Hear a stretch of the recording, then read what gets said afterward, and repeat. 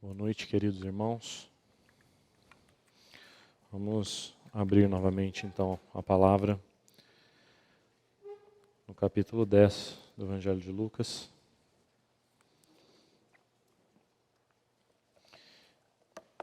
E vamos ler o trecho que já lemos na quarta-feira passada. Lucas 10, os primeiros versículos.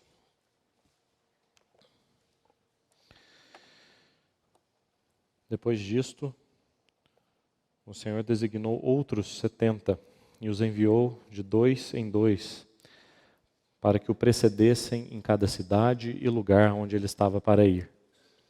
E lhes fez a seguinte advertência: a seara é grande, mas os trabalhadores são poucos. Rogai, pois, ao Senhor da seara que mande trabalhadores para a sua seara. Ide, eis que eu vos envio como cordeiros para o meio de lobos. Não leveis bolsa, nem alforge, nem sandálias, e a ninguém saudeis pelo caminho. Ao entrardes numa casa, dizei antes de tudo: paz seja nesta casa. Se houver ali um filho da paz, repousará sobre ele a vossa paz. Se não houver, ela voltará sobre vós. Permanecei na mesma casa, comendo e bebendo do que eles tiverem, porque digno é o trabalhador do seu salário. Não andeis a mudar de casa em casa. Quando entrardes numa cidade e ali vos receberem, comei do que vos for oferecido. Curai os enfermos que nela houver e anunciai-lhes: a vós outros está próximo o reino dos céus. Quando, porém, entrardes numa cidade e não vos receberem, saí pelas ruas e clamai: até o pó da vossa cidade, que se nos pegou aos pés, sacudimos contra vós outros. Não obstante, sabei que está próximo o reino de Deus. Digo-vos que naquele dia haverá menos rigor para Sodoma do que para aquela cidade. Vamos direto para o versículo 17. Então regressaram os 70, possuídos de alegria, dizendo: Senhor, os próprios demônios se nos submetem pelo teu nome. Mas ele lhes disse: eu via Satanás caindo do céu como um relâmpago. Eis, aí vos dei autoridade para pisar de serpentes e escorpiões e sobre todo o poder do inimigo, e nada absolutamente vos causará dano. Não obstante, alegrai-vos, não porque os espíritos se vos submetem, e sim porque o vosso nome está arrolado nos céus. Vamos ter ainda mais um tempo de oração.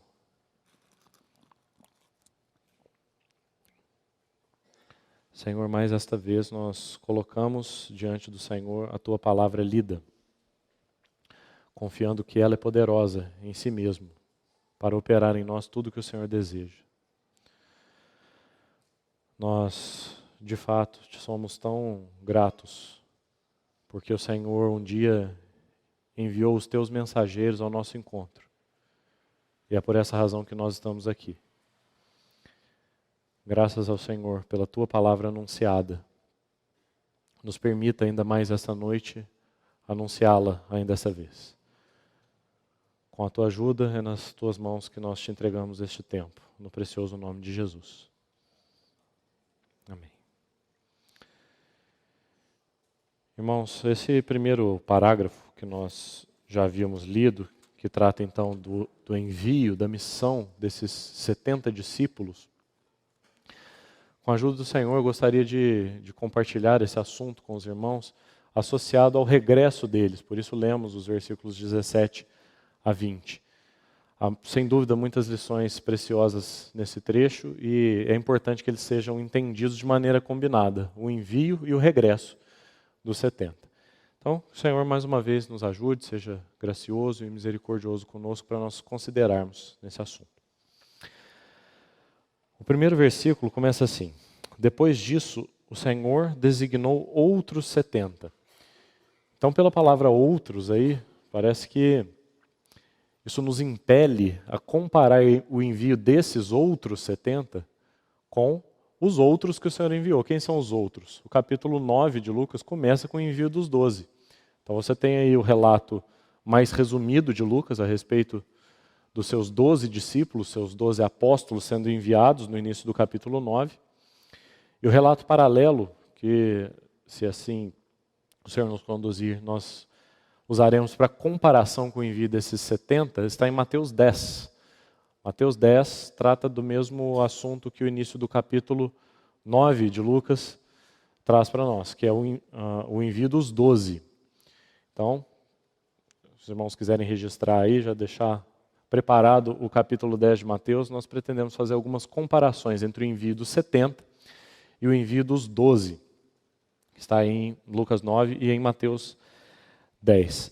Muitas coisas são preciosas e saltam aos nossos olhos pelo contraste entre o envio dos 70 com o envio desses 12. Então, por isso, a importância dessa palavrinha outros aí, outros 70. Sem dúvida, isso é muito claro para nós por diversos textos dos evangelhos, o Senhor tinha um círculo de discípulos muito maior do que apenas aqueles seus 12 apóstolos, não é? Aliás, no relato da ressurreição que Paulo vai fazer, ele diz que ele apareceu a Pedro, depois aos 12 e depois para mais de 500 de uma única vez. Então o Senhor tinha um círculo mais amplo do que apenas os seus 12 discípulos. Isso é muito claro pelos evangelhos. Agora, quem são exatamente esses outros 70 aqui? Isso não está absolutamente claro. O nome de nenhum deles ficou preservado para nós. E o motivo principal disso é que a missão deles era temporária. Eles foram chamados para esta missão, que está aqui nesse parágrafo do capítulo 10, e depois não mais. Foram 70 designados para uma missão específica. E nós já iremos considerar por que é que esse grupo, então, desapareceu. Por que não foi preservado para nós quem são esses 70, ou quem eram esses 70. O primeiro contraste que surge para nós e que está lá em Mateus, se os irmãos quiserem abrir, Mateus 10, os 4 primeiros versículos aí do capítulo 10 de Mateus narram para nós a escolha e os nomes dos 12 apóstolos, e logo a partir do versículo 5 tem o relato do envio, o envio, as instruções para esses 12 ao serem enviados. Então, versículo 5 diz assim: esses 12 enviou Jesus, Mateus 10, 5. A estes 12 enviou Jesus, dando-lhes as seguintes instruções: não tomeis rumo aos gentios, nem entreis em cidade de samaritanos. Então aqui para nós o primeiríssimo contraste já está muito evidente, não é verdade? Na reunião passada, quando nós fizemos então uma introdução a esse novo período, esse novo tempo do ministério do nosso Senhor, nós dissemos exatamente que o cenário desse ministério mudou. Não mais o Senhor está na Galileia e ali nas vizinhanças do mar da Galileia, mas agora o Senhor está em Samaria e na Pérea. Então, o primeiro contraste que salta aos nossos olhos é que ao enviar os 12, aqui em Mateus 10, ele diz expressamente para que eles não visitassem os gentios e que eles não entrassem nas cidades dos samaritanos. Mas agora, no capítulo 10 de Lucas, essa proibição não é feita. Não está explícito para nós que o Senhor os enviou às cidades samaritanas e às cidades gentias, mas está implícito, porque o Senhor justamente é ali que ele estava. Ele já tinha deixado a Galileia, ele estava caminhando pela província de Samaria e Pérea, e é neste contexto em que ele vai enviar os 70. Então, enquanto os 12 foram limitados aos judeus, os 70 são enviados justamente às cidades de Samaria e da Pérea. Os 12 também, como nós vínhamos dizendo, foram designados para um ministério permanente. Nós até hoje sabemos os seus nomes. E pela tradição cristã, nós também conhecemos muito das suas histórias, né? Eles foram designados para uma missão permanente. O ofício de apóstolo permaneceu durante toda a sua vida. Aliás, ele foi somente ampliado depois que o Senhor morreu e ressuscitou e derramou o seu Espírito. O ofício deles não acabou, pelo contrário, foi até mesmo ampliado, o ofício dos 12 apóstolos. Mas o ofício, o ministério desses 70, era temporário. Foram designados somente para esta missão. Um dos motivos para que essa missão fosse temporária é que justamente o trabalho deles, o tipo de trabalho que eles exerceram, logo na história da igreja, nos primórdios ali da igreja primitiva, o serviço e a missão que nós veremos aqui exercidos por esses 70, passou a ser exercido pelos presbíteros. Você vai ver que as lições que são ensinadas aqui para esses 70, tudo que o Senhor orienta que eles devem, a maneira que eles devem agir, como é que eles devem fazer, tudo isso traz lição tão especial para aqueles que o Senhor designou para serem presbíteros, para serem aqueles anciãos. É isso que significa a palavra presbíteros, não é?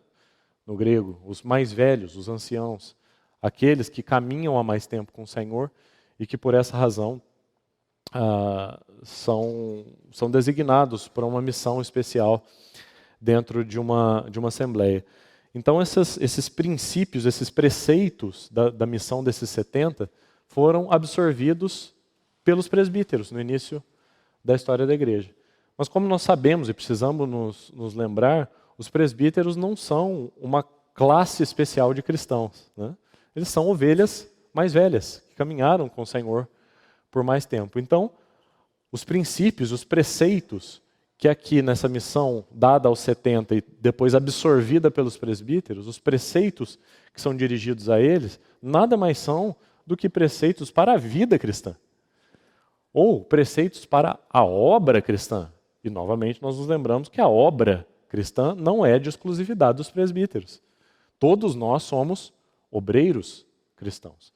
Então, o que nós veremos aqui nas prescrições para esses 70 são preceitos para o serviço, preceitos para o ministério, preceitos para a obra do Senhor. E essa obra não é só dos 70, não é só dos presbíteros, mas é a obra cristã de todos os cristãos. Então é assim que nós devemos encarar todos os ensinamentos que estão presentes aqui para esses 70 discípulos, esses 70 outros discípulos. Então a primeira coisa que nos chama a atenção é esse número, né? Por que será que são 70 discípulos? Por que não 80, e nem 90 e nem 100? Nós sabemos que os números são muito significativos na palavra de Deus. E o significado de alguns números é muitíssimo claro, né? Tem pouca margem para discussão entre nós o que significa o número 7, ou o que significa o número 12, ou mesmo o que significa o número 6. O livro de Apocalipse, por exemplo, é claríssimo ao dizer assim: quem tem sabedoria que calcule o número da besta, porque é número de homem, qual seja 666, 3 vezes o número 6. Ou seja, o livro de Apocalipse está sendo claríssimo, que o número 6 é o número do homem, né? O homem foi criado no 6º dia da criação. Então, alguns números na palavra, o sentido deles é absolutamente claro. Há pouquíssima dúvida do que ele pode significar. E o número 70 não é um desses. O número 70 é um número que há pouca clareza a respeito do que ele significa. Se você acompanhar aí, se você fizer a sua pesquisa e procurar no Antigo e no Novo Testamento as ocorrências desse número 70, você vai achar cenas muito diferentes, muito diversas. Então é bastante difícil estabelecer um significado assim claríssimo. O número 70 significa isso. Mas há algumas sugestões. E eu gostaria de deixar mais de uma, na verdade, para os irmãos, porque muitas delas são preciosas. A primeira que eu gostaria de sugerir para os irmãos anotem as referências, leiam essas referências e considerem esses textos à luz que o Senhor te deu a respeito de cada um deles, né? A primeira delas, eu vou sugerir que os irmãos anotem aí o capítulo 10 de Gênesis. Nós não precisamos abrir agora, não sugiro que os irmãos façam isso, consulte com calma na sua casa. O capítulo 10 de Gênesis é chamado de a Tábua das Nações. O que é que tem ali? As gerações de Noé. Noé, os seus 3 filhos, Sem, Cã e Jafé. E ali vão ser relatadas as gerações dos filhos de Noé.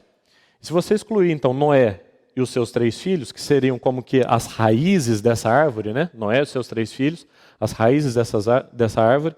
Você olhar então para a árvore genealógica que brota dos 3 filhos de Noé, e você contar os nomes ali em Gênesis 10, você vai achar 70 nomes.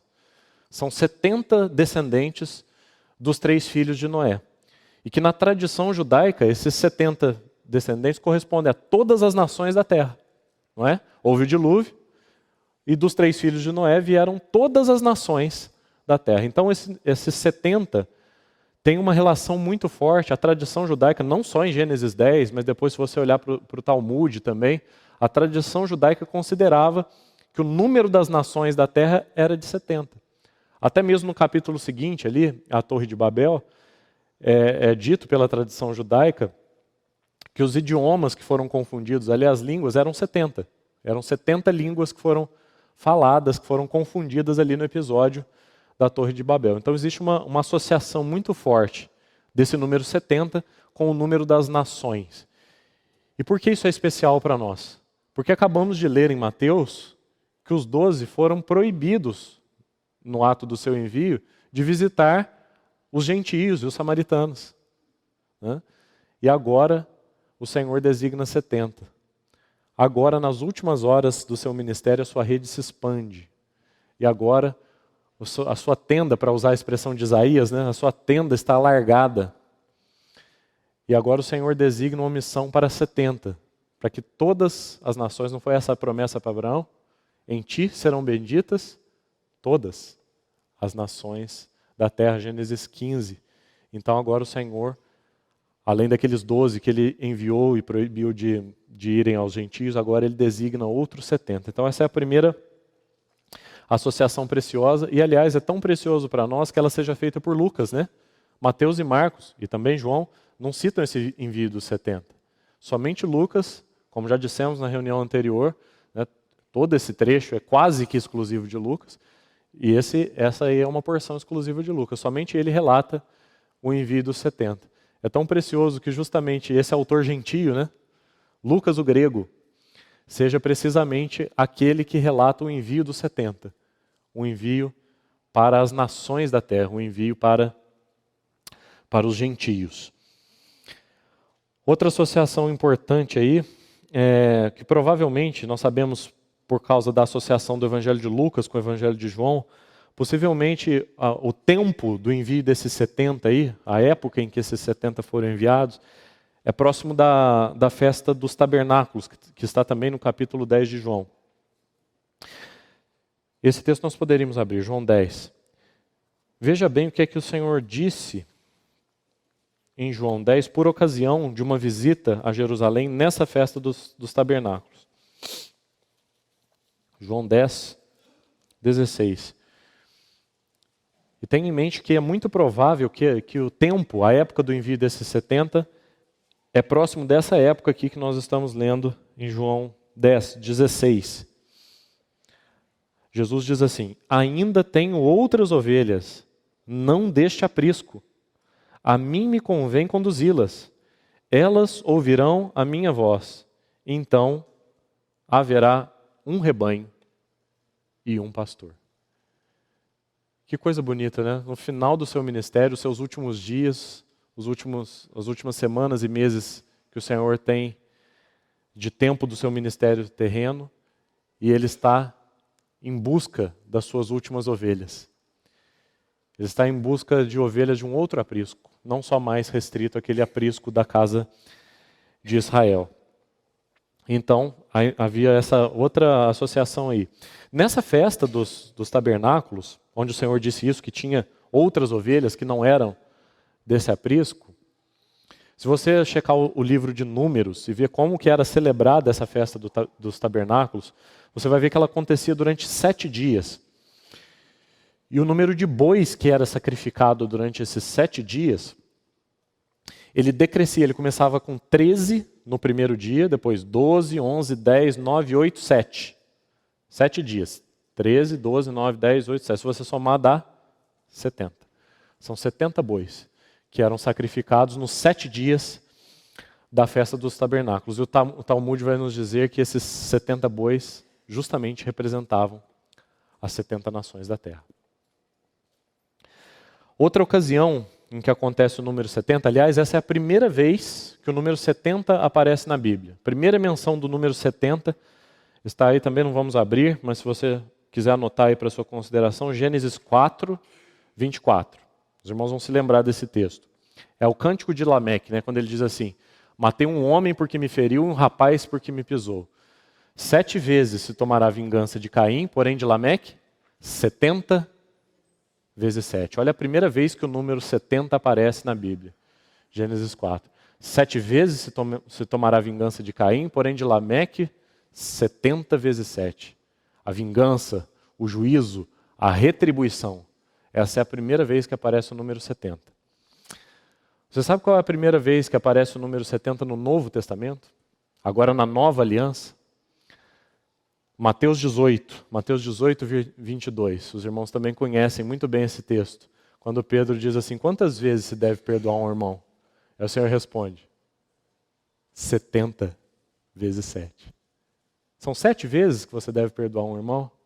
O Senhor responde, não, são 70 vezes 7. A primeira vez no Velho Testamento, 70 vezes 7 se tomará vingança de Lameque. A primeira vez no Novo Testamento, 70 vezes 7 se deve perdoar.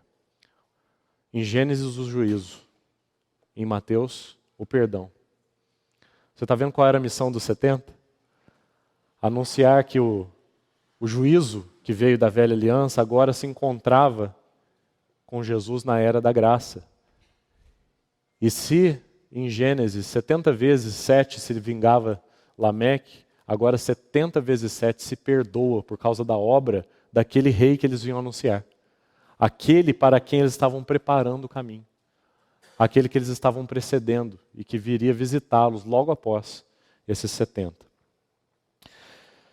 Então essas são as sugestões que eu gostaria de deixar para os irmãos. Nada disso eu quero ser dogmático, mas essas são algumas. Tem muitas outras, tá?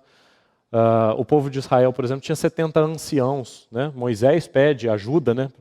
No meio do deserto ali para conduzir aquele povo. Ele entende ali num determinado momento que a sobrecarga dele está muito grande, então ele pede ao Senhor que levante alguns ajudantes para ele. O Senhor designa 70 anciãos para que ajudassem Moisés no seu serviço. Também é significativo, né? Jesus aqui também, quanto mais o tempo urge, ele solicita então 70 para que o ajudem, para que o sirvam, para que cooperem com ele na sua obra. Então tem muitas, tem mais de uma ocorrência, na verdade, em que esse número 70 aparece para nós de maneira bastante significativa. E então o encargo, a missão desses 70, apesar desses contrastes então com a missão dos 12, o essencial, o mais importante, o encargo central da missão dos 70 é semelhante à missão dos 12, porque a pregação, a palavra dele, o que os 12 pregavam era essencialmente o mesmo que os 70 pregavam. Né? A missão dos 70 era temporária, mas a mensagem era a mesma. A mensagem deles era a mesma mensagem dos 12. E os princípios, conforme nós já dissemos, os princípios são eternos. São guias para o serviço e para a vida cristã. A próxima coisa que nos chama atenção aí, depois do número 70, é que não somente o Senhor chama 70, mas Ele envia esses 70 em 35 grupos, porque eles são enviados de 2 em 2, é assim que segue o versículo 1. E os enviou de 2 em 2. Aqui o Senhor está estabelecendo então um primeiro princípio. Nós dissemos então que íamos colher os princípios, não é verdade? Porque esses princípios são princípios para o serviço e para a vida cristã. Então está aí o primeiro, se você quiser anotar. O primeiro princípio é companheirismo. Você vai ver que os próprios 12 apóstolos, se você consultar aí Marcos 6, pode anotar essa referência, Marcos 6, você vai ver que os próprios 12 foram enviados também de 2 em 2. Se você consultar em Lucas mesmo, o capítulo 7, você vai ver que os discípulos de João Batista também andaram ali de 2 em 2.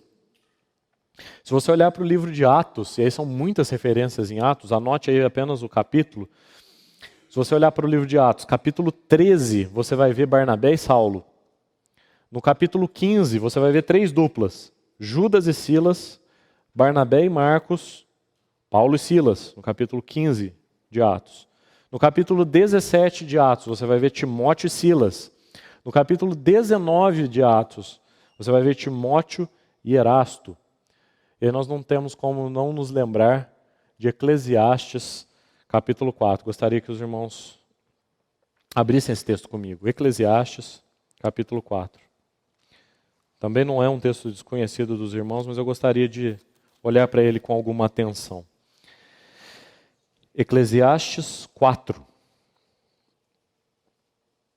versículo 9. Melhor é serem dois do que um, porque tem melhor paga do seu trabalho. Porque se caírem, um levanta o companheiro. Ai, porém, do que estiver só, pois caindo não haverá quem o levante. Também se dois dormirem juntos, eles se aquentarão. Mas um só, como se aquentará? Se alguém quiser prevalecer contra um, os dois lhe resistirão. E aí esse trecho termina da maneira mais interessante, né? Porque todo tempo ele está falando de dois. Aí ele diz assim, porque o cordão de 3 dobras não se rebenta com facilidade. O tempo todo ele está falando de dois. E aí ele conclui o raciocínio dizendo assim, o cordão de 3 dobras não se rompe com facilidade. Porque em todo relacionamento entre os irmãos, entre 2 irmãos, está trançado, né? A figura aqui é muito clara, né? De uma corda trançada, um cordão de 3 dobras. Três fios fazendo uma trança, um cordão de 3 dobras. Todo relacionamento entre 2 irmãos está mediado pelo Espírito Santo. E é porque tem esse terceiro elemento que o cordão de 3 dobras não se rompe com facilidade. Então essa é a importância de andarem 2 juntos. Porque quando 2 irmãos andam juntos, forma-se um cordão de 3 dobras. Quando 2 irmãos servem juntos, forma-se um cordão de 3 dobras. E ele não se rebenta com facilidade. Sabe, irmãos, em toda a história da igreja, e principalmente na história recente da igreja, nós testemunhamos e soubemos de muitas, infelizmente muitas, não foi uma e nem foram 2, de muitas histórias de irmãos mundialmente conhecidos, alguns deles, outros anônimos, mas irmãos cuja vida cristã, cuja carreira cristã naufragou por falta de um companheiro. Por falta de um companheiro. Irmãos conhecidos mundialmente, irmãos anônimos, vieram a naufragar no seu serviço, na sua carreira, na sua obra, por falta de um companheiro. E sabe que tipo de companheiro? Um companheiro que lhe dissesse a verdade. Um companheiro que lhe dissesse a verdade. Que fosse capaz de dizer a verdade em amor, mas dizer a verdade. Dizer, irmão, você está sendo alongado demais nas suas orações. Irmão, você está sendo ousado demais nos seus exemplos. Irmão, você está sendo demorado demais nos seus compartilhares. Mas faltava alguém que pudesse dizer isso, principalmente quando o irmão se torna proeminente demais. Se torna conhecido demais, proeminente demais, e aí ninguém mais tem acesso a ele. Ninguém mais pode chegar para ele e exortá-lo e dizer uma verdade. Em amor, mas uma verdade. Irmão, você precisa rever isso. E assim, muitos, infelizmente, naufragaram na fé. Mas o Senhor dá o remédio para isso aqui. Já na primeira vez em que ele envia esses 70. E ele manda de 2 em 2. E como acabamos de citar os exemplos aqui, isso está longe de ser uma exceção, né? Os próprios 12, depois ao longo do livro de Atos, quantas vezes os irmãos são enviados de 2 em 2. E esse é o remédio, né? E por último, aí nesse versículo 1 que nós estávamos considerando, lá em Lucas, capítulo 10, por último o versículo diz assim, para que o precedessem. Então ele enviou 70 de 2 em 2 para que o precedessem em cada cidade e lugar aonde ele estava para ir. Aqui, o evangelista está pintando para nós uma cena tão bonita de o Senhor como que dando uma última oportunidade, enviando os 70 como uma última chance de influenciar o povo, que então ouviria a mensagem desses 70, a reconhecê-lo como Messias. E aí, lendo algo sobre, alguns comentários sobre esse trecho, um irmão usa uma expressão preciosa, que ficou no meu coração e eu gostaria de partilhar com os irmãos. Ele diz assim que esses 70, eram como uma rede de amor. Tão bonita essa metáfora, porque o Senhor estava ali entre os seus discípulos pescadores, né? E ele diz assim, então, que esses 70 são como que uma última rede, uma rede de amor que o Senhor está lançando para capturar os últimos peixes, as últimas ovelhas do seu rebanho. Então ele lança ali no final do seu ministério uma rede para capturar esses últimos peixes, lembrando que tantas vezes nós nos esquecemos disso, né? Lembrando que toda oportunidade pode ser a última. Algumas dessas cidades, dissemos isso na reunião passada, em que o Senhor envia primeiro os seus mensageiros e depois ele visita, essa visita do Senhor foi a primeira e última em alguma dessas vilas, dessas cidades. Foi a primeira e última visita. Então, isso deveria nos lembrar que, na verdade, por causa da nossa ignorância, nós não sabemos o dia de amanhã, toda oportunidade pode ser a última. Toda visitação do Senhor pode ser a última. Então, o Senhor precisa e Ele conta com a fidelidade desses ministros que o antecedem para que o solo esteja preparado, para que a semente encontre solo fértil e para que essa oportunidade única e última não seja perdida. Então, Ele manda esses 70 como essa rede de amor para o preceder em lugares que ele visitaria talvez uma vez só. E aí o próximo versículo diz assim: e lhes fez a seguinte advertência: a seara é grande, mas os trabalhadores são poucos. Rogai, pois, ao Senhor da seara que mande trabalhadores para a sua seara. Então, precisamos escolher aí mais um princípio. E esse princípio é assim: todo serviço que vai ser realizado ao Senhor, ele deve ser precedido de uma nítida percepção da imensidão da seara e da insuficiência do esforço dos servos. Eu vou ilustrar esse princípio para os irmãos, para ficar mais claro. Todo serviço deve ser precedido por uma nítida percepção da imensidão da seara e da insuficiência do esforço dos servos. Todo o trabalho que a igreja de Deus fez nesses 20 séculos, todo o esforço dos servos do Senhor na história da igreja ainda é pouco. Ainda é pouco se comparado com a imensidão da seara. Nós tivemos, nosso irmão na abertura dessa reunião nos lembrou do encontro das irmãs, do encontro dos irmãos. Teremos agora, no ano seguinte, aí, por ocasião do carnaval, o encontro dos jovens. E toda vez que nós nos reunimos para tratar dos assuntos relativos à organização dessas oportunidades, desses eventos, como nós somos lembrados. Que oportunidade, que hora para nós nos lembrarmos desse fato, de que os trabalhadores são poucos.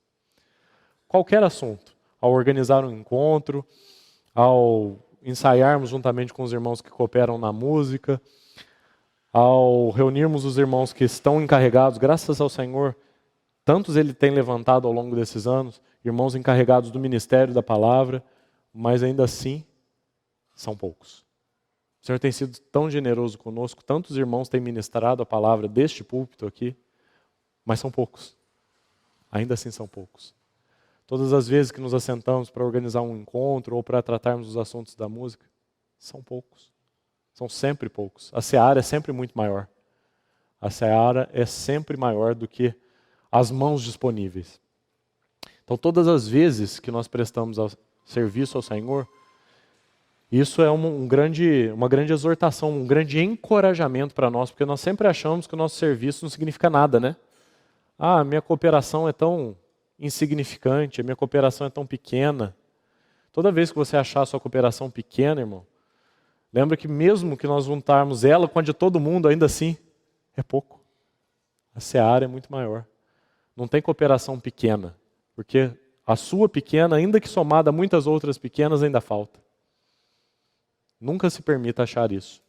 A sua cooperação é tremendamente importante. Todo serviço ao Senhor deve ser lembrado da imensidão da seara. E essa percepção, ela culmina, veja que interessante. A seara é grande, os trabalhadores são poucos. Então, qual a consequência disso? Rogai, portanto, ao Senhor da seara que mande trabalhadores para associar. Então, a percepção de que a mão de obra é insuficiente, ela é seguida da oração, do rogo, para que o Senhor mande mais trabalhadores. E a palavra mandar aí é bastante sugestiva. Se você olhar a tradução, é compelir mesmo, empurrar. Compelir. Sabe por que o Senhor precisa compelir os seus servos, compelir os seus trabalhadores? Porque Ele precisa superar a nossa relutância. E Ele precisa nos lembrar da urgência. Ele precisa nos lembrar da urgência. Nós somos tão tardios, somos tão relutantes. Então o Senhor precisa nos compelir. Ele precisa nos empurrar para superar a nossa relutância. E outra palavra especial nesse versículo aí, além desse mandar, é a palavra trabalhadores ou obreiros. A seara é grande, mas os trabalhadores são poucos. Porque esse trabalhadores aí, que em outras partes do Novo Testamento será traduzido como obreiros, se refere a um tipo muito particular de trabalhador. É o trabalhador rural. E aí você vai se lembrar aí de como é que termina o último versículo do capítulo anterior, do capítulo 9 de Lucas. Quando o Senhor vai tratar ali com aqueles 3 tipos de servo, né? Aí, o versículo 62 diz assim: mas Jesus lhe replicou: ninguém que tendo posto a mão no arado olha para trás é apto para o reino de Deus. Você percebe o que está na mente do Senhor quando Ele está falando de trabalhadores? No versículo 62 ele menciona o arado, e agora a palavra que ele escolhe aí no versículo 2 é justamente de um trabalhador rural. O serviço que ele tem em mente para esses 70, e como dissemos, por consequência, também ele tem em mente para nós, é o serviço de lavrador. Essa é a obra que ele designou para eles e designou para nós. É o serviço de lavrador. Pôr a mão no arado e abrir sulcos na terra. Preparar corações endurecidos para que eles venham a ser solos rasgados, aptos para receber semente. Talvez a menção mais bonita para ilustrar o trabalho desse lavrador, desse trabalhador rural, esteja na epístola de Tiago. Tiago, capítulo 7, se os irmãos quiserem abrir. Tiago 5, versículo 7. Sede, pois, irmãos, pacientes até a vinda do Senhor. Eis que o lavrador aguarda com paciência o precioso fruto da terra, até receber as primeiras e as últimas chuvas. Essa talvez seja a menção mais clara e mais bonita a respeito do que o lavrador faz, porque se por um lado é urgente que ele ponha a mão no arado e faça sulcos na terra e prepare aquele solo para receber uma semente, por outro lado ele não pode fazer nada a respeito da chuva, né? A chuva não é ele quem dá, ele não controla os céus. Então pesa sobre ele uma imensa responsabilidade, porque se ele não põe a mão no arado e não semeia a semente, pode chover o quanto for, não vai nascer nada. Por outro lado, se ele põe a mão no arado e semeia a semente, mas não chove, também não nasce nada. Então, que linda metáfora é a metáfora do lavrador. Porque é urgente, é mister, que ele lavre a terra, que ele semeie a semente. Por outro lado, nada da sua obra significa nada, a menos que ele tenha paciência para aquilo que cai do céu. A semente não cai do céu, mas a chuva cai. Então, há uma responsabilidade e uma urgência nas mãos desse trabalhador, desse obreiro, desse lavrador. Porém, ele conta pacientemente com aquilo que não lhe compete, que é impossível para ele fazer, mas aquilo que cai bondosamente do céu, que é a chuva. Então, que precioso o Senhor dizer que esses trabalhadores que Ele envia são lavradores, né? Trabalhadores da seara, são lavradores. Então, voltando a Lucas, no versículo 3, ele diz assim: Ide, eis que eu vos envio como cordeiros para o meio de lobos. E aqui, às vezes, nós nos escandalizamos com o Senhor, né? Senhor, mas como que o Senhor faz isso? Como é que o Senhor nos envia para o meio dos lobos? E ele frisa, como cordeiros, indefesos. Como é que o Senhor enviou 70 e nos envia como cordeiros para o meio de lobos? Mas talvez nós estejamos olhando para o final da frase sem olhar para o começo. Sim, o Senhor envia como cordeiros para os lobos, para o meio de lobos, porém ele diz assim: eu vos envio. Eu vos envio. Então sim, vocês são indefesos perante os lobos, mas eu defendo vocês, porque fui eu quem enviei. E o Senhor mesmo se encarrega de ir à frente, quando ele se encarrega de ser vanguarda e de ser retaguarda. Sempre que ele vai à frente, ele também segue por detrás de nós. Ele é vanguarda e é proteção. Sempre que ele nos envia para o meio dos lobos, ele se encarrega de ir à nossa frente e de ir por detrás de nós. Então, ele nos envia, mas ele nos defenderá. Diz o versículo 3. Outra coisa importante do versículo 3 é essa palavra ide, não é? Porque o que o Senhor acabou de dizer no versículo 2? A seara é grande, os trabalhadores são poucos, então peçam, roguem ao Senhor da seara que envie trabalhadores. Aí o próximo versículo diz, ide. Ou seja, em outras palavras, o Senhor está dizendo assim, seja a resposta das suas orações. É assim que ele normalmente faz. Ó Senhor, mande trabalhadores para a sua seara. Qual é a resposta dessa oração? Vai. Ide. O próximo versículo, versículo 4, ele diz assim, não leveis bolsa, nem alforje, nem sandálias, e a ninguém saudeis pelo caminho. Não leveis bolsa, nem alforje, nem sandálias, isso é o equipamento mínimo para um viajante, né? Bolsa, alforje e sandálias é o mínimo que um viajante deve carregar com ele. E o Senhor diz para esses 70 não levarem. Não levarem. Se o Senhor no versículo anterior promete que ele será proteção, enquanto ele envia as ovelhas para o meio dos lobos, no versículo 4, ele promete que ele será provisão. Eles não precisam carregar nada, porque eles estão levando a Jesus. Eles estão precedendo o rei. Eles estão levando a palavra de Jesus. Então eles não precisam carregar mais nada. E sabe o que é mais importante? O Senhor prometeu então ser proteção no versículo 3 e provisão no versículo 4. Muitas vezes essas outras provisões, que nós consideramos assim, né, a bolsa, o alforje, as sandálias, essas provisões, elas tendem a se tornar para nós distrações. Então o Senhor substitui. Ele diz assim, não leve esse tipo de provisão. Ela vai se tornar para você uma distração. Eu é que serei a sua provisão. E aí vocês não se distrairão. Por que eu estou chamando atenção para esse assunto da distração? Porque a outra metade do versículo é também uma advertência nesse sentido. A ninguém saudeis pelo caminho. Acredito que a maioria dos irmãos aqui já sabe disso, mas até pela presença de alguns irmãos mais jovens na fé, os irmãos já ouviram isso outras vezes. As saudações ali no Oriente Próximo, no Oriente Médio, hoje nós temos mais exemplos disso no Extremo Oriente, né? No Japão, na China, mas as culturas orientais, desde o Oriente Próximo, Oriente Médio, até o Extremo Oriente, Japão e China, as saudações elas são muito alongadas. Certamente os irmãos já viram alguma cena dessa em filmes. Inclusive, quando alguém é de uma condição social, de uma casta, de uma classe inferior, ele tem que ficar parado, com a cabeça curvada, até o seu superior terminar de passar. Então aquela saudação ela se demora, ela se alonga e ela se torna, acima de tudo, uma distração.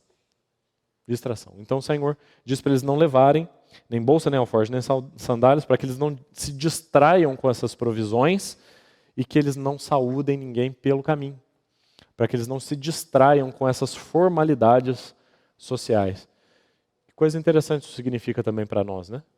Como obreiros, como mensageiros do Senhor. Tantas vezes nós somos tão fiéis aos protocolos, né? Tão fiéis aos protocolos e esquecemos de ser fiéis à mensagem. Às vezes a forma se torna para nós mais importante que o conteúdo. Mas o Senhor aqui vai nos lembrar que a forma, na verdade, ela serve ao conteúdo. A forma tem a forma que tem para servir ao conteúdo. A mensagem é mais importante, então eles não deveriam se distrair nem se demorar com as formalidades. E o versículo 5 segue assim. Ao entrardes numa casa, dizei antes de tudo, paz seja nessa casa. Agora o Senhor está mandando saudar. Então no versículo 4, o Senhor diz para não saudar ninguém pelo caminho. Mas quando eles chegam ao destino, então quando eles entram numa casa e chegam ao seu destino, aí eles devem saudar. Dizei antes de tudo, paz seja nessa casa. Agora sim, a saudação tem significado. Agora sim, a forma serve ao conteúdo. Sair dizendo pelo caminho as saudações não significava nada. Mas quando eles chegassem na casa de alguém, aí sim a saudação deles tinha sentido, tinha significado. E qual a saudação? Paz seja nessa casa. O Sermão do Monte vai dizer que o Senhor ensinou assim: bem-aventurados os pacificadores. Os pacificadores. E aqui está a ilustração talvez mais bonita do que significa de verdade ser um pacificador, né? Claro que inclui também o sentido de ser aquele que promove a paz entre as pessoas, especialmente entre os irmãos, sim. O sentido aí está incluso. Mas o sentido mais importante, mais essencial do que significa ser um pacificador, está aí. Levar a paz. Levar a paz. Por causa da mensagem que eles estavam carregando consigo e trazendo para dentro daquela casa, naquela casa em que eles estavam entrando e proferindo essa salvação, para aquela casa eles estavam trazendo a paz. Que tipo de paz? Tantos irmãos também já ministraram sobre isso, né? Inclusive em reuniões recentes aí da mesa do Senhor. Em primeiríssimo lugar, paz com Deus. Justificados, pois, mediante a fé, temos paz. Paz com Deus. Isso, sobretudo, é a missão de um pacificador. Levar àqueles que iriam ouvir as suas saudações, ouvir a sua mensagem, uma mensagem capaz de produzir o quê? Produzir paz. Paz por quê? Porque aplaca a consciência? Não. Paz porque leva o ouvinte aos pés do mediador. Aos pés daquele único capaz de produzir paz com Deus.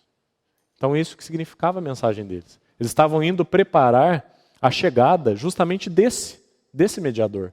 Aquele que mediante a fé justificaria e que por causa da justificação produziria a paz. Paz com Deus. Então essa é a saudação que eles deveriam dizer. Paz seja nesta casa.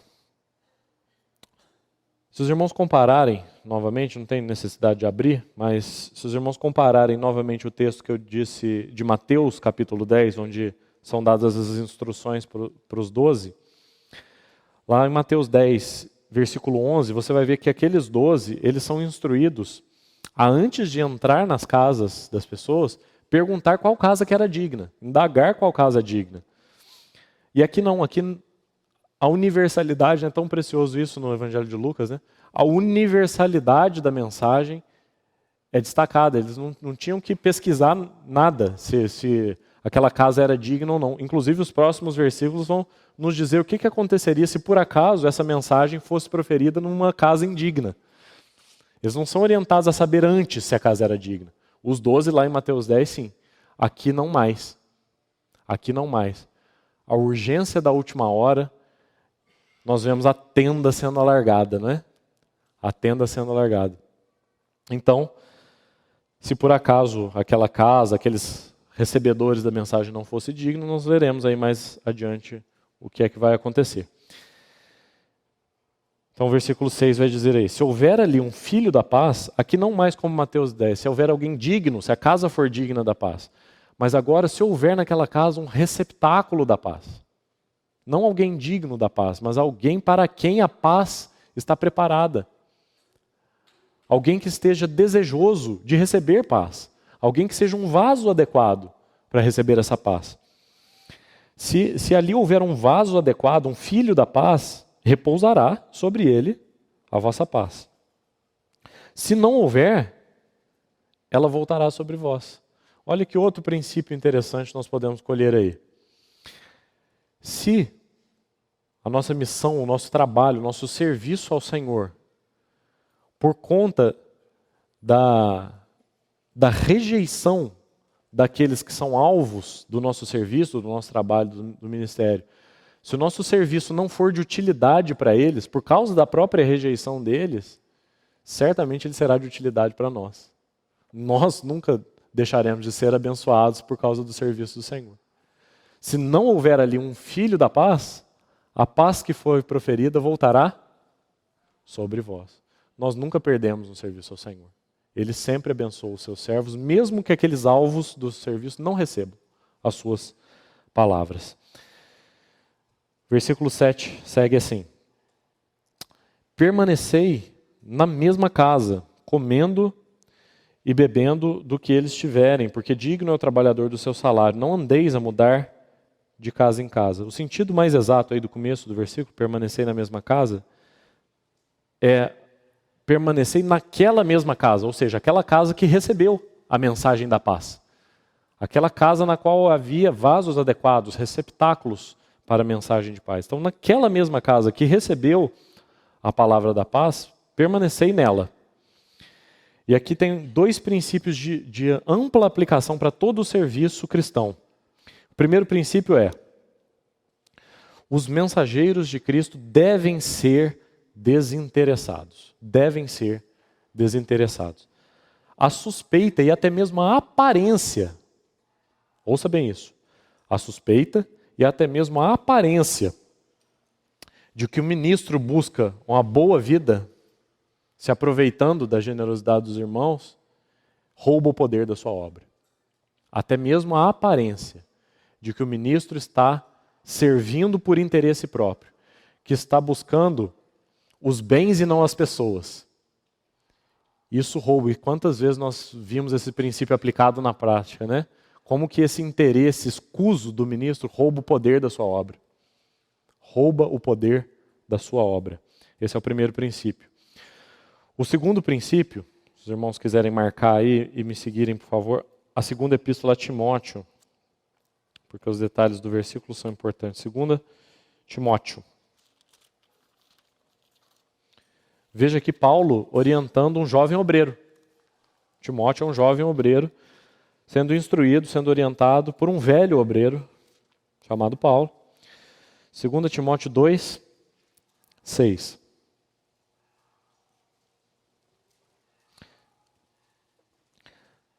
Olha a metáfora que Paulo vai usar, precisamente aquela que nós estamos discutindo, né? Sobre a seara e os trabalhadores, que são trabalhadores rurais, são lavradores. Então esse trabalhador rural, esse lavrador da seara, diz, 2 Timóteo 2,6, o lavrador que trabalha deve ser o primeiro a participar dos frutos.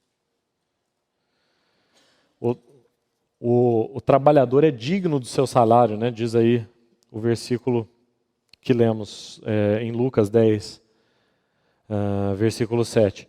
Ou seja, em outras palavras, dar aos mensageiros, dar a esses pregadores, a esses lavradores, nas palavras de 2 Timóteo 2, dar a esses lavradores o suficiente para que eles possam viver e trabalhar, não é generosidade nem esmola, é salário.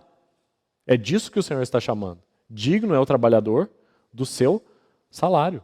Não é generosidade e nem é esmola. Não é presente, é pagamento. É salário, é devido para que eles possam viver e trabalhar. Um pregador, um servo do Senhor que tenha a mente, a mentalidade correta a respeito dessas coisas, ele vai saber receber isso de forma correta. E um doador que também tem a mentalidade correta, ele também não vai achar que por causa da sua doação, por causa do fato dele ter ajudado no sustento daquele mensageiro, daquele pregador, que ele contratou ele para ser o seu servo. Né? Tantos também doam com o espírito errado, não é verdade?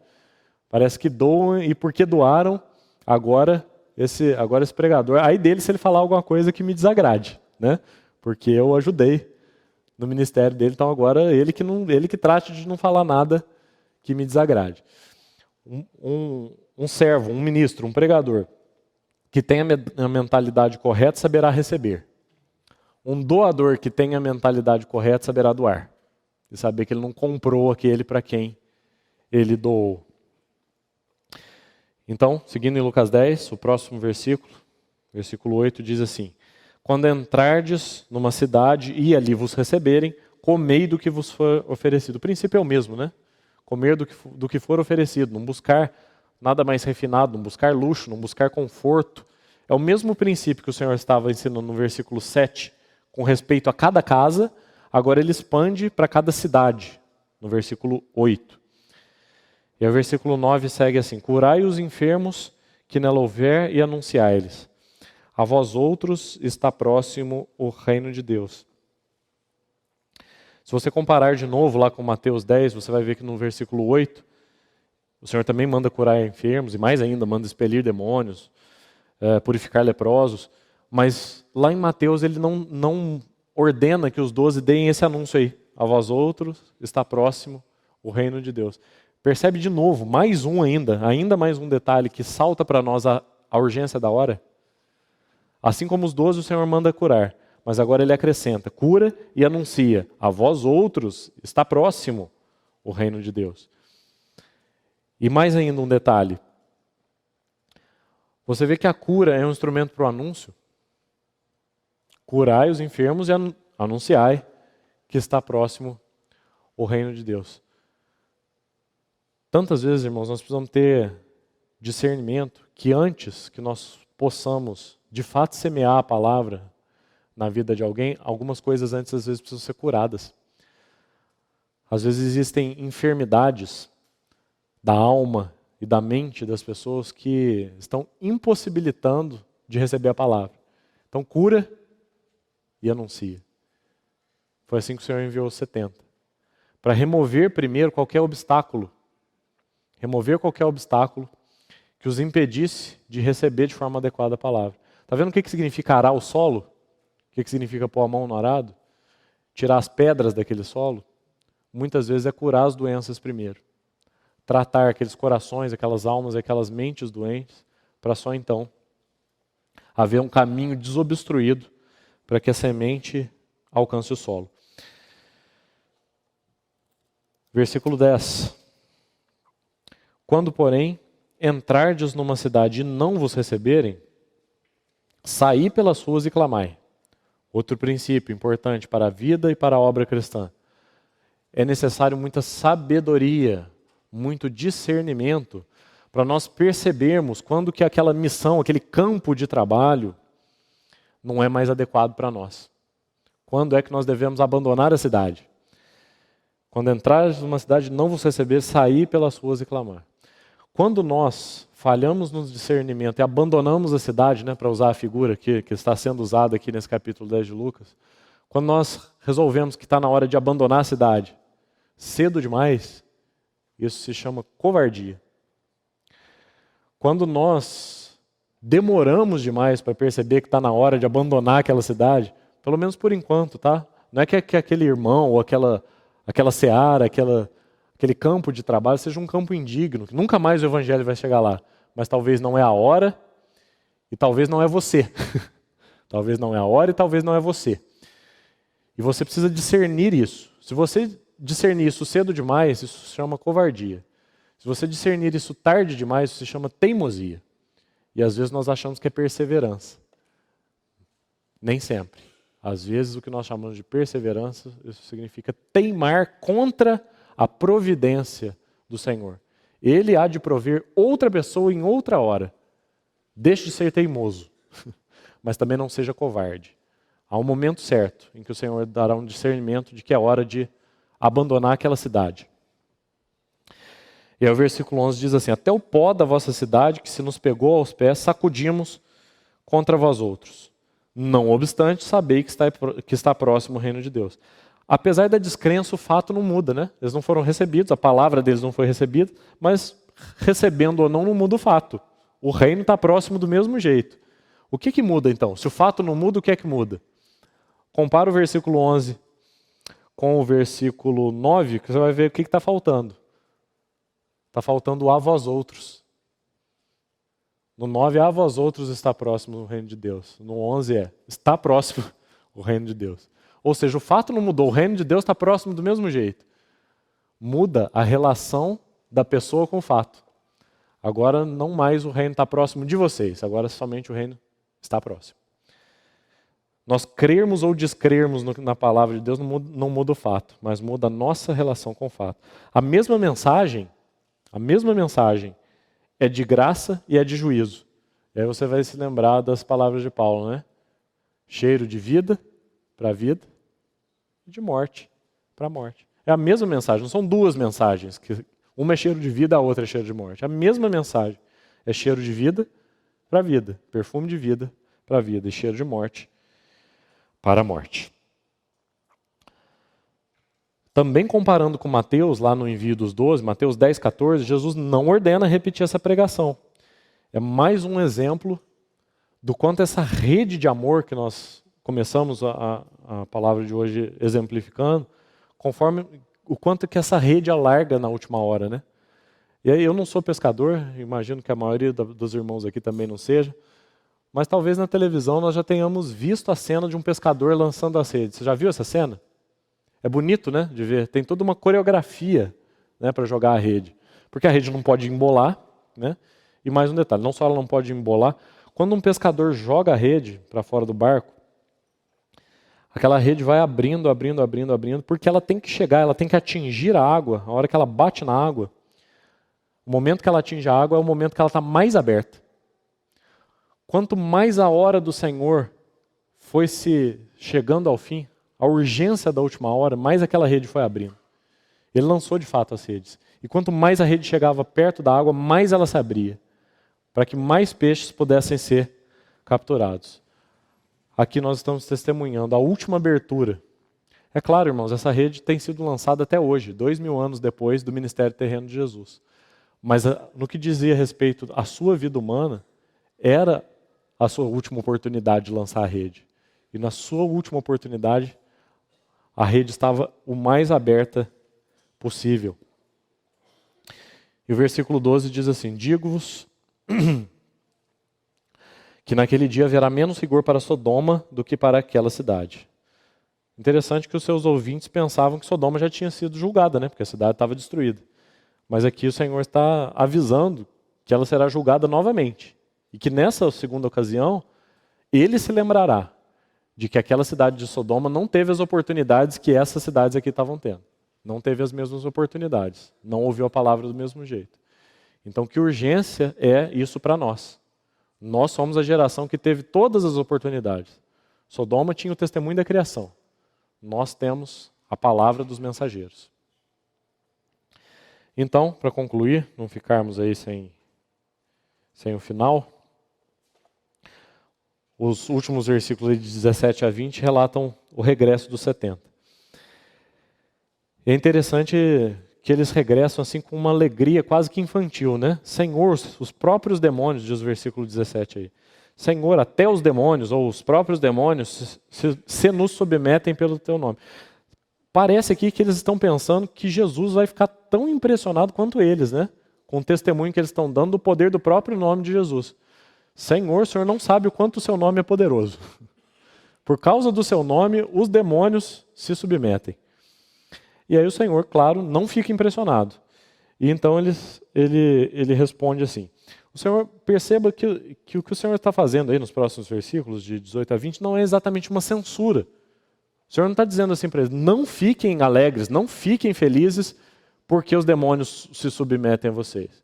O que ele está fazendo aí é parecido com o que ele vai fazer aí em Lucas mesmo. Olha o próximo capítulo, capítulo 11, versículos 27 e 28. Uma página aí adiante. 11, 27 e 28. Ora, aconteceu que ao dizer Jesus essas palavras, uma mulher que estava entre a multidão exclamou e disse-lhe: bem-aventurada aquela que te concebeu e os seios que te amamentaram. Ele, porém, respondeu: antes, bem-aventurados são os que ouvem a palavra de Deus e aguardam. Você está percebendo aqui que o Senhor não está dizendo que a mãe dele não era bem-aventurada. É claro que o próprio anjo Gabriel disse isso para ela, né? Bem-aventurada. O que ele está dizendo aqui é sim, a minha mãe é bem-aventurada por ser a minha mãe. Mais bem-aventurada que a minha mãe são aqueles que ouvem a palavra e guardam.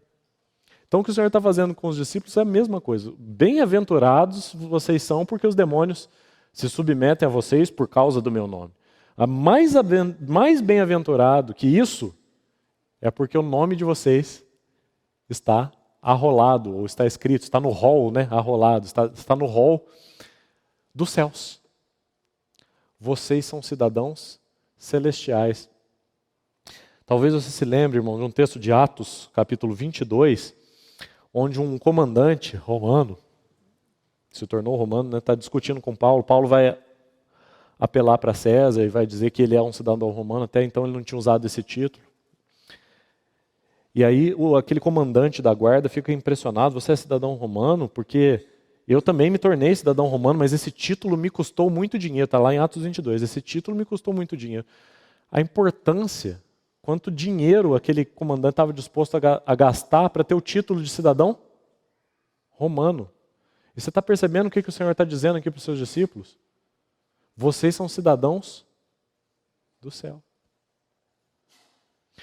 Se o título de cidadão romano custava muito dinheiro para aquele comandante, quanto será que custa esse título de cidadão dos céus? Para nós nada, mas para ele custou tudo. Então é muito mais importante, o nome de vocês está arrolado nos céus, muito mais importante que os demônios submeterem a vocês. Aliás, lembro os irmãos de um outro detalhe, e esse eu gostaria que os irmãos abrissem comigo para nós irmos caminhando para o final. Mateus, mas agora o capítulo 7. Tenho certeza que os irmãos também se lembram desse texto, mas leia comigo. Mateus 7, 22 e 23. Muitos naquele dia hão de dizer-me, Senhor, Senhor, porventura não temos nós profetizado em teu nome? E em teu nome não expelimos demônios, e em teu nome não fizemos muitos milagres? Então lhes direi explicitamente, nunca vos conheci. Apartai-vos de mim, os que praticais a iniquidade. O que é mais importante, irmão? Profetizar, expelir demônio, fazer milagre? Ou o nome estar arrolado nos céus? Muitos naquele dia irão alegar que expeliram demônios em nome de Jesus, mas o Senhor dirá, eu nunca vos conheci. Eu nunca vos conheci. Muito mais importante que isso é ouvir do Senhor. Sejam bem-vindos, benditos do meu Pai, do que os demônios se submeterem a serem expulsos. Nós também precisamos nos lembrar não só desse texto de Mateus, mas um texto de Malaquias, o finalzinho do Velho Testamento, Malaquias 3, 16 a 18. Malaquias 3, 16 a 18. Então os que temiam ao Senhor falavam uns aos outros. O Senhor atentava e ouvia. Havia um memorial escrito diante dele para os que temem ao Senhor e para os que se lembram do seu nome. Eles serão para mim particular tesouro. Naquele dia que preparei, diz o Senhor dos Exércitos, poupá-los-ei como um homem poupa seu filho que o serve. Você está vendo a conexão desse texto com a missão dos 70? Como um homem poupa o seu filho que o serve. Então vereis outra vez a diferença entre o justo e o perverso, entre o que serve a Deus e o que não serve. Graças ao Senhor, porque se de fato Ele tem operado muitas coisas por meio dos seus servos, acima de tudo isso há um memorial escrito diante dele, no qual está escrito os nossos nomes. Graças ao Senhor por isso, não existe nada mais precioso do que isso. Está escrito com uma tinta vermelha do próprio sangue dele. Uma tinta indelével. Nada poderá apagar. Um memorial. Ele se lembra. Ao contrário daqueles que em Mateus 7 ele disse assim, eu nunca vos conheci, de nós ele diz, há um memorial diante de mim, com os seus nomes escritos. Não vejo outro motivo pelo qual nós poderíamos ser mais gratos ao Senhor. Senhor, de fato nós te agradecemos, porque os nossos nomes estão arrolados no céu. Graças ao Senhor pela tua obra preciosa, que também nos foi anunciada pelos teus preciosos mensageiros. Nos ajuda, Senhor, nos ensina a sermos mensageiros dessa mesma mensagem. A sermos os portadores dessa maravilhosa notícia de paz. Paz seja sobre essa casa e paz seja também sobre nós. Assim te pedimos e te agradecemos, no nome de Jesus. Amém.